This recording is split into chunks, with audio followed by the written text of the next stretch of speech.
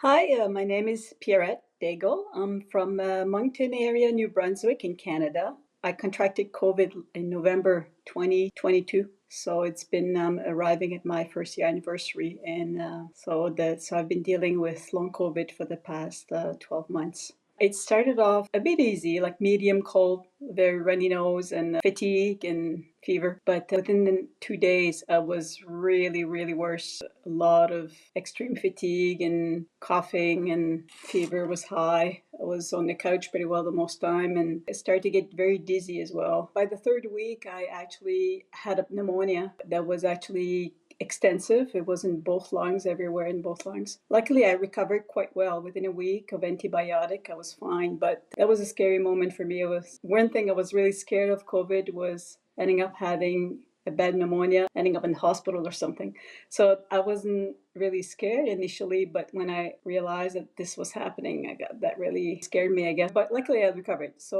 But I felt better because the fever was gone, but I never really got better because January, it was around Christmas, so everything gets confused with the festivities of the time and feeling a little better from no fever. But then in January, it just really showed itself really clearly that I was not better and I was just actually getting downhill from there. I had about 25 symptoms or so. I had tachycardia, which was not unfamiliar to me because I had some before, but it wasn't the same kind. It was very different. I had dizziness. I was really unstable walking. Balance. I had to hold on to the walls because I didn't know if I was going to lose a fall or anything. I had a lot of leg pains. That was a big deal for me. A lot of burning pain, but also a lot of restlessness and a lot of aching, a lot of throbbing, all kinds of different pains in my legs and my arms as well, but not as much. I had a lot of rib pain. That was my worst pain ever that I ever had during that COVID. And I had also chest pain, and all the thorax was painful as well. But the ribs were the worst. But they were a different kind of pain. And headaches, migraine, can't remember what else I had, a lot more than that. In January, I ended up twice at the ER for chest pain. And they were very, very good, actually. I found I was really lucky with doctors because I know that's not common with long COVID or MECFS. And so they did all the tests, of course, the ECG and the blood tests, and even an echogram at one of my visits. The doctor was really nice, but everything was normal, so there was nothing to. It was still early. I don't know, January. I wasn't really considered long COVID at the time either. So my doctors already had me labeled as long COVID. However, I thought I was going back to work, but she was the first one to say, "No, you're not going back to work. You can't go back to work like that." So she insisted. So that was surprised about that. So the only answer I had was get used to the idea that you're probably gonna have long COVID. You can't go back to work, but everything else was normal. No other answer than that. It's funny. I had the two sides of myself. I was the really worried one, and there was the one that was really had that sense inside that I was really calm and waiting for the answers to come to me. Like, I don't know if you know what I mean. Like, I was just calmly waiting for signs of what's the next thing to do. It feels like I was in touch with something that was telling me this is what you're going to do now. And so I had that faith, that confidence in I will know when it's time. And that gave me, it's like I was watching myself going and saying, okay, this is the right time to do this. And it was always the right thing to do at the time. So in retrospect, I know I was very anxious, but I also know, and I knew then that I was calm. There was a calmness about it. But the knew that I was going to be was that calm. It wasn't the driver personality, it was the introspective calm one. But it guided me to the right action. That was the driver. They were working together here. Besides being forced to go to the ER and going to the doctor's appointment, I was pretty well on the couch all day. The little bit of energy I had was to do my breakfast, and I was trying to make soups that would last me 2-3 days and make a supper, but it was taking so much out of me just to do that. Just answering family members, how are you doing, or asking for help, or all the energy I had out of me. I joined the academy in August, but around May I had a mind shift that happened to me. I said, okay, that's enough reading research. It's enough those Facebook groups that are panicking about every little thing. And then also it was at the same time, a little bit after I met my cardiologist, and I had the stress echo that was normal, and also had a visit a virtual visit with a long COVID specialist from Edmonton at that time. So they were all very positive people, very compassionate people. And we started on medication. And that really started my trajectory, I guess. I really started to feel better with those meds. And also, it's about at the same time that I met you on YouTube.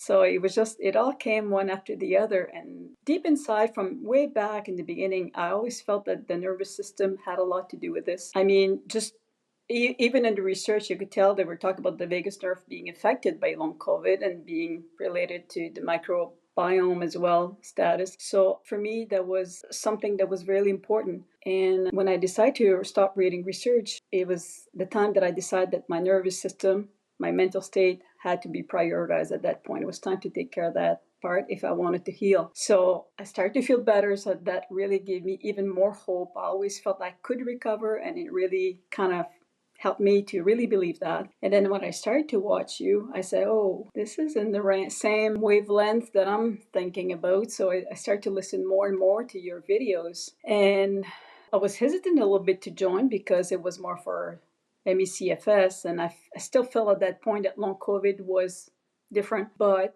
I said to myself, well, I have nothing to lose because I still need to address that nervous system aspect. And I felt drawn to your group. I checked a couple more and I really felt drawn to yours. I said, I think I'm going to check that. So I joined the Facebook group first, and then I saw the discussion. I saw some answers from Krista, and I really liked that. At that time was the Jumpstart program, but then I realized you were starting that new academy, which was a little bit more easier for me to join financially. So I joined, and that's when I realized that was going to give me a lot more than I thought. When I joined, I was especially looking for guidance for how to expand my activity. Because even if I knew I could recover, I knew I could really mess it up because it's not the usual kind of strengthening or retraining, right?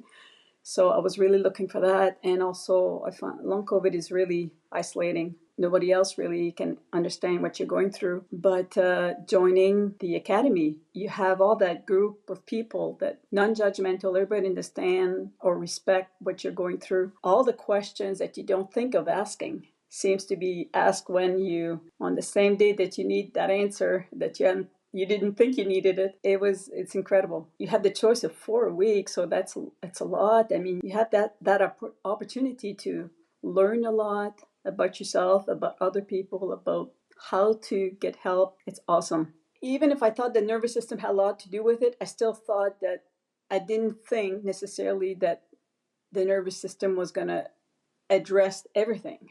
So the moment I realized that, yeah, there's a possibility that the nervous system is actually controlling all the other physiological processes that are causing the symptoms in the body, that really clicked for me.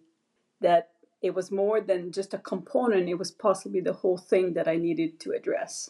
So this really helped me to engage in the group, but it also helped me change how I viewed my symptoms. Because the other way around, it was always the symptoms related to something going wrong in my body. And even if there may be some mitochondrial problem or autoimmunity thing going on, if you see it separately, you're always worried about that. You always have, well, what's going on now? But the moment you start thinking that maybe it's all controlled by the nervous system, then you see your symptoms as a signal, and you don't worry about what other that is causing your symptoms than the nervous system. You know, what else is wrong? Am I having blood clots? You're not thinking necessarily about that. You know that the nervous system may be causing the symptoms. Even before joining, I had implemented some of your brain training exercises for chronic pain, and I saw the immediate results really within a couple of weeks, but I wasn't sure. It was kind of early. I thought, well, I can't work that fast. Come on. And then I kept at it, and then I could see the difference starting. So that was really important for me because this is where the pain really went down by doing these exercises. A huge amount of difference for me in the pain right now. There's probably 75% of my pain is gone. Like it's still all there, but it's not constantly there. The intensity is not there. And there's moments like right this minute, I have no pain, which was not the case back in August. There was pretty well constant pain in August. So that's not a long time ago. The first step is to look at your symptoms differently. And that's what I didn't have that perspective before I joined the group. So the group allowed me to have that perspective on the symptoms. And then the exercises allow me to have faster results, to really engage me more deeply in the group. Thoughts are a big part of it as well. So I started to become more aware of my thinking and change my focus from what was wrong in my body and the negative thoughts to hope and well-being, because you're changing your perspective on the symptoms. And we're talking about not spiraling in our thoughts in the group. So I became more aware that I kept going back to certain old pattern of thinking that I had before I was in the group. And then the more I changed that, the better I got. My stress level is much lower. I'm much calmer inside as well. And of course, I'm happier as well, just naturally, because I don't have all these things that I'm worried about. My sleep is showing sign of improvement. I've had more nights where I'm not having as much insomnia. In the last 2 months, I'll still go by waves, but overall it's better than it was. Socially, my activity level over the summer in general, because we're out seeing people around more, has expanded quite a bit. Also, the activity, I realized lately that I was more active inside my house, a little bit more, doing a little bit more house chores. I'm not vacuuming or anything, but I'm doing a lot of other little things. Making meals is a lot easier. Showers is not a problem anymore. I wasn't sure if I was doing that great because it also brought up a lot of emotions as well. In September, October, I find that there was a lot of emotion coming up to the surface, and then, caused kind of a constant period of APs coming in, coming out, like no big, but I find I'm more stabilized emotionally. Like I'm no high and downs like I used to. I'm more stable. And the last couple is like, I don't even care if I have symptoms. It's like, okay, I'm tired of dealing with this. You be there. I don't mind.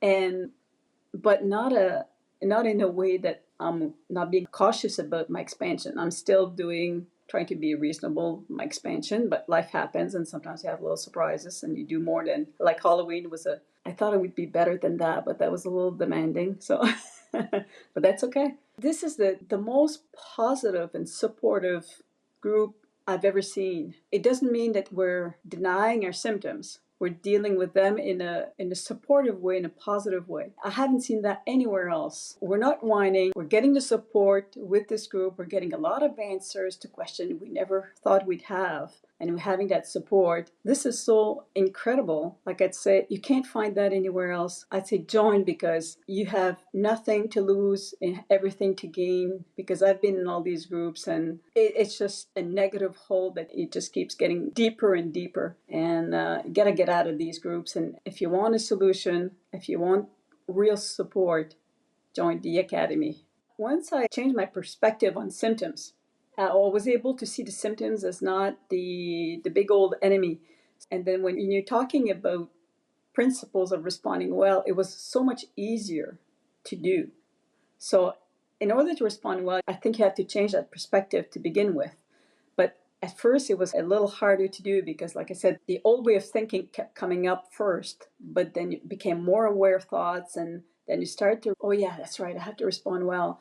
So you change that, and oh my God, what a difference that makes. Like, that is so incredible. You calm down, and it's not a denial of your symptoms. It's an acceptance, but it's not a forced acceptance because you already changed your perspective about them. So the first step, it's so important to understand the nervous system and the reason for the symptoms. You can change your perspective and then you can respond well. But it's also an important step to do, respond well. And it's amazing. And then at the end, that's why you become so calmer and so happier, because healing is happening. One thing that also you made me think of is that I can't get over how many answers and solution you guys come up with to all our questions. You guys are awesome. You know so much, and the answers you can come up with to the hardest question somebody can ask, it's unbelievable. Nowhere else can you find these kind of answers, and in the medical field for sure, and not in the Facebook group, even less, except yours.